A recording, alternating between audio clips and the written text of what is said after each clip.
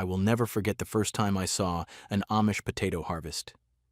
I was visiting a family in Holmes County, Ohio, and the gentleman walked me over to his garden and started pulling potatoes out of the ground with his bare hands. No digging, no fork, just reached into this mound of straw and loose soil and pulled out potatoes the size of my fist. Some of them were bigger. I stood there looking at these enormous, clean, perfectly shaped tubers and thought about my own potato patch back home where I had been digging up golf ball-sized potatoes and feeling disappointed for the better part of 15 years. Same crop, same growing season, completely different results. And the thing that got me was how simple his method looked. No special tools, no chemicals, no expensive soil amendments. Just really good fundamentals done with more care and consistency than I had ever bothered with. Today I'm going to walk you through exactly how the Amish grow potatoes this big step by step so you can do it in your own garden. And stick around to the end because I will share a hilling technique they use that makes harvesting so easy you will wonder why anyone still digs potatoes with a shovel. Here's the truth. For most of my gardening life, I treated potatoes like a low-maintenance crop. Dig a trench, drop in some seed pieces, cover them up, maybe hill once, and wait. And I got what that effort deserved. Small, sometimes misshapen potatoes that barely filled a bucket. When I started paying attention to how Amish families grow this crop, I realized I had been cutting corners at every stage without even knowing it. What they showed me was not complicated. It was just more deliberate than anything I'd been doing. And the difference in results was honestly embarrassing once I saw what was possible. In Amish communities, particularly in Lancaster County, Pennsylvania, and Holmes County, Ohio, there is a guiding principle called Gelassenheit. Gelassenheit. It means yielding to natural order, patience, trusting what has been proven over generations instead of chasing shortcuts or novelty. When it comes to growing potatoes, this principle shows up everywhere in their approach. They do not rush the soil preparation. They do not cram plants close together to fit more in. They do not skip hilling rounds because they are busy, and they do not plant whatever random variety happens to be available at the hardware store. They trust the process, they trust the varieties their families have grown for decades, and they trust that doing things right at every stage produces results that no shortcut can match.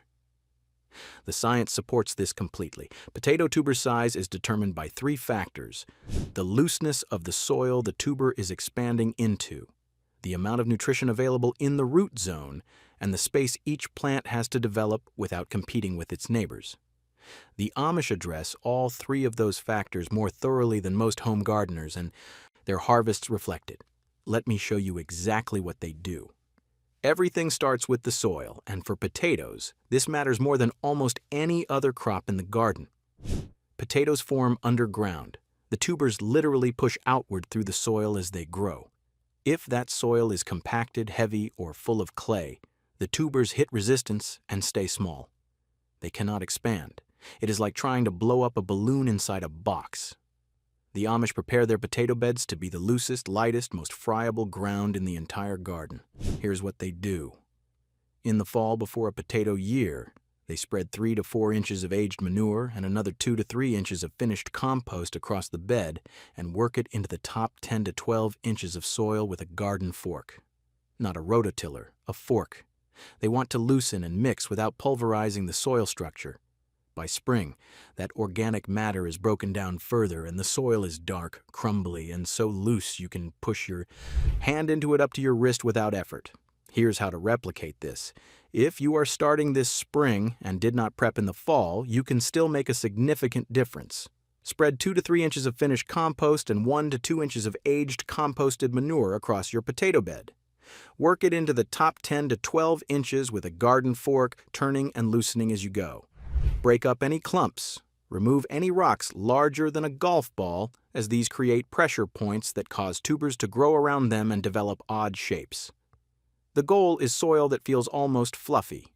When you grab a handful and squeeze, it should hold together loosely and fall apart when you poke it.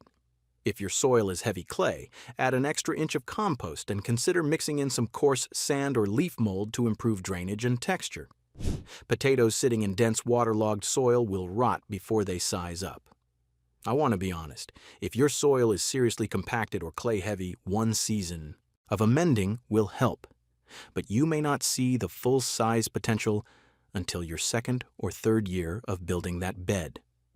The Amish have been composting their potato beds for generations. That is why their soil looks the way it does. But even in your first year of serious preparation, you will see noticeably larger tubers than what compacted ground produces. Now, before a single seed piece goes into the ground, you need to make a decision that most home gardeners skip entirely, and it is one of the biggest reasons people end up with small potatoes. Variety selection. Not all potato varieties are built to produce large tubers. Some are genetically programmed to produce lots of small potatoes. Others are bred to produce fewer but significantly larger ones. If you plant a fingerling variety and wonder why your potatoes are small, the answer is in the genetics, not your method. The Amish grow potatoes as a serious food crop, and they select varieties specifically for size, yield, and storage quality. Some of the varieties you will commonly find in Amish gardens include Kennebec, which is one of the most reliable large potato producers in North America; Katahdin, an old heritage variety known for consistent size and excellent disease resistance; German Butterball, a rich, golden-fleshed potato that produces generously sized tubers with outstanding flavor; and Corolla, a European heritage variety that the Amish have adopted for its smooth skin and dependable large yields. These are not exotic or hard-to-find varieties. Most seed potato suppliers carry them, and you can order them online if your local garden center does not stock them. The key is choosing a variety that is genetically capable of producing the size you want. Start with Kennebec or Katahdin if you are not sure. Both are forgiving, widely adapted across zones 3 through 8, and consistently produce large tubers when given proper growing conditions. I grew Kennebec for the first time 3 seasons ago after learning it was a favorite among Amish growers, and the difference from the generic mixed bag I had been planting was striking. Same method, same soil, dramatically bigger potatoes. Variety matters more than most people realize. This next step is where a lot of home gardeners unknowingly sabotage their harvest. Spacing. Most seed potato guides recommend planting 12 inches apart with about 24 to 30 inches between rows. The Amish go wider. They typically space their seed pieces 14 to 16 inches apart in the row with a full 36 inches between rows. Here is why. Every potato plant develops a root system that spreads roughly 12 to 15 inches in every direction. When you plant at 12 inches apart, those root zones overlap significantly. The plants end up competing for the same water and nutrients, and the result is smaller tubers across the board. By giving each plant an extra 2 to 4 inches of space, you eliminate most of that. Competition. Each plant has access to its own pocket of nutrition and water, and it channels that energy into fewer, larger tubers instead of many small ones. If this is starting to change how you think about your potato patch, take a second to subscribe. I have been learning a lot from traditional growers, and there is much more ahead. Now, let me show you the step that I think makes the single biggest difference. This is the step that separates Amish potato growing from almost everything I see in home gardens, and it is the one that made the most dramatic difference in my own harvests. Hilling. Most gardeners hill their potatoes once, maybe twice, and they do it with regular garden soil. The Amish hill aggressively multiple times through the season, and they use a mix of straw and compost rather than just dirt. Here is why this matters so much.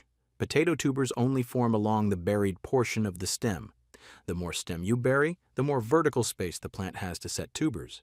If you only hill once and cover a few inches of stem, you are limiting the zone where potatoes can develop. The Amish expand that zone dramatically through repeated hilling. Here is exactly how they do it. Plant your seed pieces about 4 inches deep in your prepared bed. When the stems emerge and reach about 8 to 10 inches tall, hill up around them using a mix of straw and finished compost, covering the stems until only the top 3 to 4 inches of foliage are showing. That is your first hilling. About 2 weeks later, when the plants have grown another 8 to 10 inches above the hill, do it again. Same method. Mound straw and compost around the stems, leaving just the top few inches of leaves exposed. Repeat this process one more time as the plants continue to grow. By the time you are finished, Each plant should be sitting in a mound roughly 18 to 24 inches tall, built up entirely from straw and compost layers. Here is what is happening underground during this process. Each time you bury more stem, the plant responds by sending out new stolons, the horizontal runners that produce tubers, along the freshly buried section. You are essentially stacking tuber zones on top of each other. A plant that was hilled once might develop tubers in a 4-inch band. A plant that was hilled 3 times is developing tubers across an 18-inch vertical column. More development zone means more room for tubers to size up without crowding each other. The compost mixed into the hilling material also provides a continuous feed of nutrients right in the tuber zone where the plant needs it most. And the straw keeps everything loose and well drained, so tubers can expand freely without hitting compacted resistance. I started using this progressive hilling method 4 years ago, and the difference was immediate. My average tuber size roughly doubled in the first season compared to my old method of hilling once with garden soil. By the second year, with better soil preparation underneath, I was pulling potatoes that genuinely surprised me. Now, the last thing I want to cover before we get into common mistakes is knowing when to harvest, because timing matters more than most people think. The Amish do not harvest by calendar date. They harvest by what the plant tells them. Here is what to watch for. When your potato plants flower, that is a signal that tubers have begun forming. You can harvest new potatoes at this stage if you want small, tender ones for eating fresh. But if you want large, fully sized potatoes for storage, you need to wait longer. The real harvest signal is vine dieback. When the foliage starts to yellow, wilt, and fall over naturally, the plant is telling you it is finished putting energy into the tubers. At this point, stop watering and let the plant sit for about 2 weeks. This curing period allows the potato skins to toughen up, which improves storage life significantly.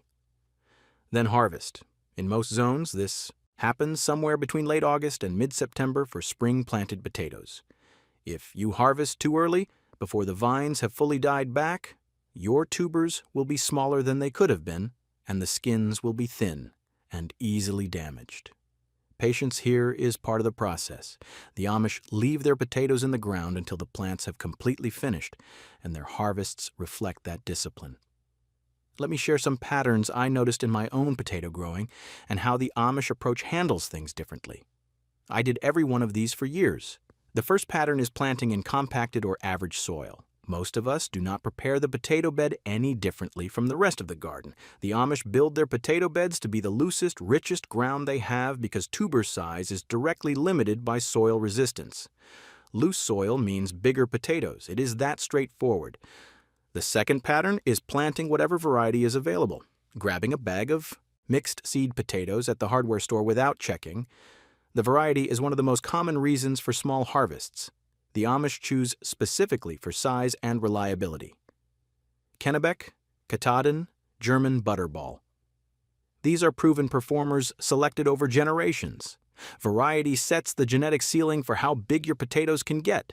The third pattern is spacing too close together. 12 inches feels like plenty until you understand that every plant's root system overlaps with its neighbor at that distance. The Amish give each plant 14 to 16 inches with 36 inches between rows. That extra space translates directly into larger tubers because each plant has its own resource zone. The fourth pattern is hilling once with plain garden soil. A single hilling limits the tuber development zone to just a few inches. The Amish hill 3 times with straw and compost, building an 18 to 24-inch mound that gives tubers a massive vertical column to form in. That one change, more than anything else, is what produces those oversized potatoes. Now, here is something I learned from that same Amish family in Holmes County, and once I tried it, I never went back to the old way.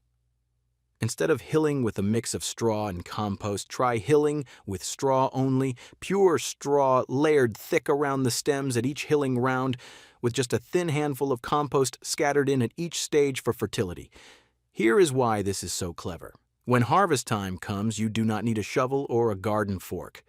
You pull back the straw with your hands and the potatoes are just sitting there, clean, undamaged, and easy to pick up. There is no digging, no accidentally slicing a tuber with a fork, no scrubbing dirt off before storage.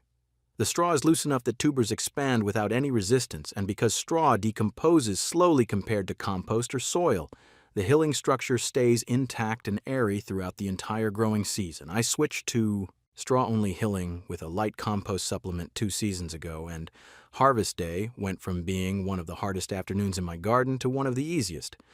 I literally sat on a stool, pulled back straw by hand, and filled buckets with clean potatoes in about 30 minutes. The Amish gentleman who showed me this method just laughed when I told him I had been digging potatoes with a fork for 20 years. He said his grandmother did it with straw her whole life and never understood why anyone would dig when you could just reach in and pick them up. He had a point. That is what I have learned from the Amish about growing potatoes so big they genuinely surprise you. Deeply prepared loose soil. The right heritage variety, generous spacing, aggressive progressive hilling with straw and compost, and the patience to let the plant tell you when it is ready. None of it is complicated. It just requires more intention at each step than most of us have been giving this crop. If this changed how you are thinking about your potato patch, I would love to hear about it in the comments. Subscribe if you want more of these deep dives into how traditional growers get such incredible results. Thanks for spending time with me today, and I will see you in the next one.